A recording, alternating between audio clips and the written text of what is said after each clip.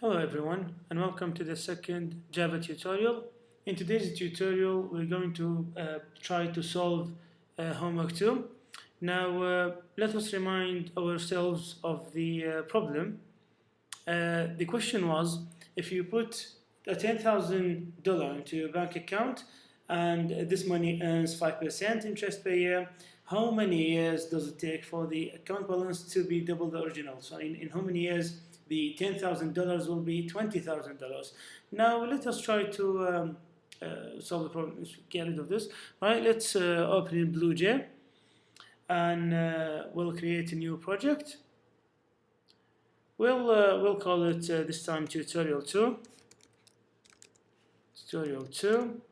Now we'll open our new class and we'll call it, for example, what shall we call it? Interest. We'll call it interest. Okay.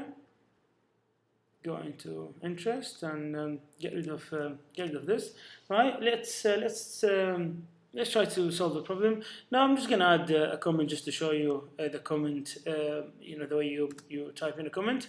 If you put in / twice, then you type whatever you want. So if I put this is homework 2, for example, then the Java program will class it as a comment, so it will ignore it when it does the compilation. So don't worry, you can type in anything you want after the double /.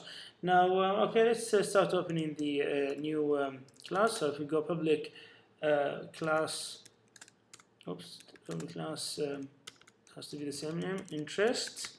Okay, and we'll open and close our brackets. Okay, now okay, let's open the main method. As I said, there must be one main method in here, so we go like public static void main string args. Okay, and let's open the brackets for them. Now let's think of the variables. Obviously, we did study the variables, and we had we talked about what goes with the variables. So we said every variable has to have three things. It has to have a name. Obviously, we need to call it, so we give it a name, and it needs to have a value, obviously, and a type as well. Okay, so let us have let's think about the parameters that we have in here. Now, according to the obviously, we had a look at the algorithm, if you remember. Okay, and we did say we have the variables that should go in here. Now we have the year as a variable because it does change every time. We have the interest rate, also a variable, okay, because we need to add it on, and we also have the balance as a variable as well, which will change as well every year. So we do have three variables in this program. Now, so let us start putting our variables. So let's the first variable we put in is balance. And you remember what I said to you about variables. They have to, obviously you can call them whatever you want. They are variables, but we said it's usually we should always give a meaningful name. So when you have to go back to the program, or if someone else reads your program, they know, or you know what you are talking about. So always give a meaningful name. So we'll give the first variable, give it the name balance. Now, obviously, we're gonna have to have a type to it. And balance, we're talking about money here, and money will have decimals. So you could have like $10.05. So we have to declare it as double. And we did say that we have three types. Well, we talked about three types of variables. We talked about the doubles. We talked about the integers, which are whole numbers, and we talked about strings, which are characters. Right. Okay. So we'll give it a value as well. Now, note something. We started off in our question, well, in the bank account, we started off with $10,000. So this is our initial value. So we start off with the initial value. So our balance should equal to $10,000. Okay. Now the second variable is the year, and with year we'll choose integer, because obviously we're gonna have like a whole year. We're not bothered about like half a year or so. We'll take the years as a whole. So we use integer. And we put in year, okay? And we started off with year 0. You remember when we said, let's go back, when we said in year 0, we have $10,000. So this is an initial value, and this is an initial value, right? So we'll give it a value 0. Now the third variable we have is the interest.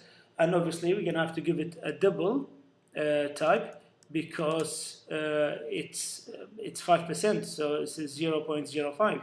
So it has to be a double interest. Okay, we call it interest. Now, note something here. If you remember what I told you about this in the lectures, that you could either give a value straight away, or you could just declare it for now and give a value later. It works in either case, but you should always, obviously, do not finish your program and you have variables that you have not given a value, because what's the point then? You might well just don't put them and increase your program. So any variable you do put in your program, make sure you actually use it and it has a use. Otherwise, there's no point. Now, okay, so now we need to account the balance, the interest that goes on every year, and how do we achieve our $20,000? Now we're gonna have to use something, and I haven't taught you this yet, but I will. I promise in the future. Is the conditional statement. You might, some of you might already heard of the conditional statements. Conditional statements basically are used to tell the program that perform an operation for me as long as these conditions are met. So we will be using, there are many conditional statements. I will talk to you about them later, but I'll use this one for now. Is the while statement, which means it means that perform a task for me while the condition is true. For example, if I say to you, right, okay, while our variable balance is less than or equals to 20,000, do the following. Okay, while, because obviously we said that, if you remember in the question, we wanted to calculate how many years it takes for our initial balance, the $10,000, how long does it take it to be 20,000? So as long as we are within this range, less than 20,000, we should try to calculate, well, add the interest every year, like this. I'll show you first, and then I'll explain more. Right? Oops. Okay, let's go this line. Okay. Oops. What am I doing now? All right. Okay.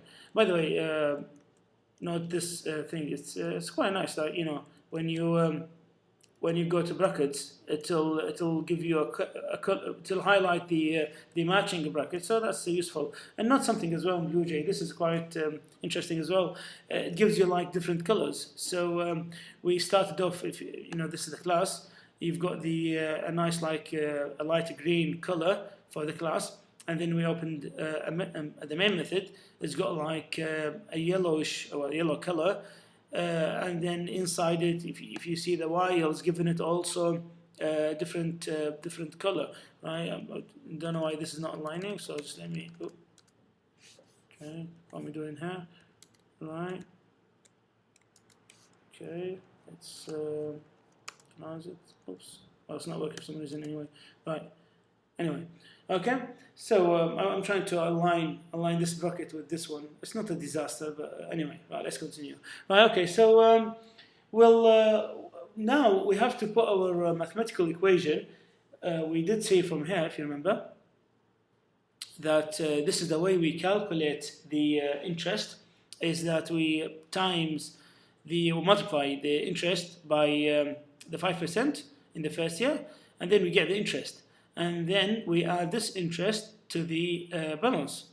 Okay, and then in the next year we times the new balance, multiply the new balance with the interest rate, and we get the interest rate here, and then the interest here, and then we add it to the previous balance, and so on until we reach the 20,000. So we'll do the same way. We put the equation, and the equation will go like this: interest. Okay. Now we'll calculate, because here we're trying to calculate the interest. Interest equals balance times, okay, is the star that is the star symbol that indicates a multiplication. So star 0.05, and we end the equation. So this interest equals balance. So if you note something here, say here we declared the interest, and here I'm using the interest. Okay, this is called the global variable, which I will also explain to you hopefully in this week beginning 6th of October. I will talk to you about local and global variables. This is the global variable, which can be seen from this method here, the while method. Now I've given it, I've declared it, gave it a type, and here I'm giving it a value in a form of equation. So whatever comes out as a result of this mathematical equation will go as a value to the interest. Okay. Now, so we got the interest, so we need to calculate the new balance now. So the balance, exactly what we're doing here. So first we calculated interest, and now we need to calculate the balance. Okay, so we go balance equals balance, which is the previous one, balance plus the interest. Okay, that we got from this equation here. So you know what the result the result from this equation will go in here, and it will add it to the previous. Now, do you remember what I said to you about the equal sign does not necessarily, in programming, does not necessarily means equalization. So it doesn't necessarily mean that this equals this. It's rather means assignment. So you're assigning this value to the variable, okay?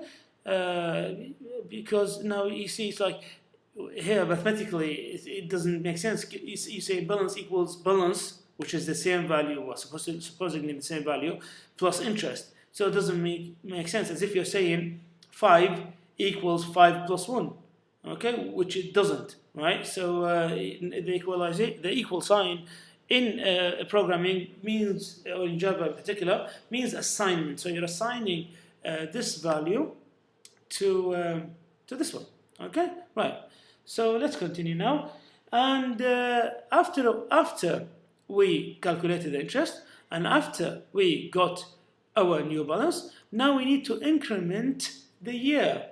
Okay, we did say we need to calculate the number of years. So it goes 0, 1, 2, 3 until we reach 20,000, which is why we put this conditional statement. We're saying as long as the balance is less than or equal to 20,000, perform the following. Otherwise, stop.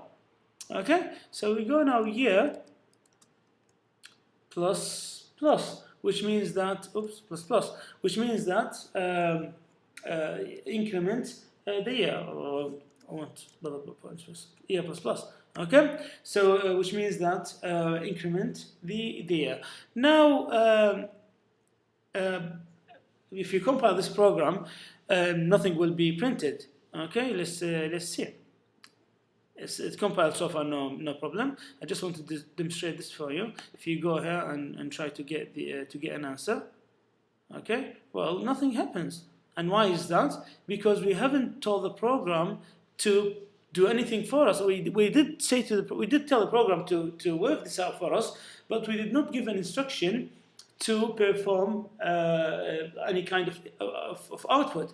As I said to you, the program doesn't understand until you tell it to. You've got to give the instructions in details to the program in order for it to give you the results. Okay, so we could write our system dot out dot print line statement. But now, do you remember before when we printed in the first tutorial, when we printed out our first lecture as well, when we printed out a simple text, we put in our double quotation, and we put our text or string in here. Now this is quite different. Here I'm going to tell it not to print out a text for me, but I will ask or tell the program, I will instruct the program to print the variable year, because this is what we want to calculate. We want to calculate the number of years. It did the calculations for us here. But it did not print them out when I tried, because we didn't tell the program to do so. So now we're telling the program, okay, program, print the number of years for me. Okay, and obviously we've got to put our semicolon in here. Now we'll compile the program. Okay, it says no syntax error, and let's go to interest and get the results. Here we go, and it's 15. Okay, now this should be correct, because we know the answer from our slides. Okay, it did. I remember it did say 15 somewhere. Okay, I'm trying to find it. I do recall that it said 15 somewhere. Anyway, okay. Maybe just me can't find it, or it's not there. Right. Oh, here we go. That's it. Okay, it says 15. Okay. So yeah. So our work hopefully is correct. And you got the answer. Now, obviously, when I do, this is well, in any tutorial I give you, whatever I give you, it's not the optimal. It's not the only solution. You can program in so many ways, but I always try to give you the simplest, the easiest way in doing program. You could do this in various ways. And if you do get the answer correct, then obviously your works fine. But I try to always try to give you the shortest path in solving any problem. Okay, so I hope you benefited from this tutorial, and I'll see you next time. Goodbye.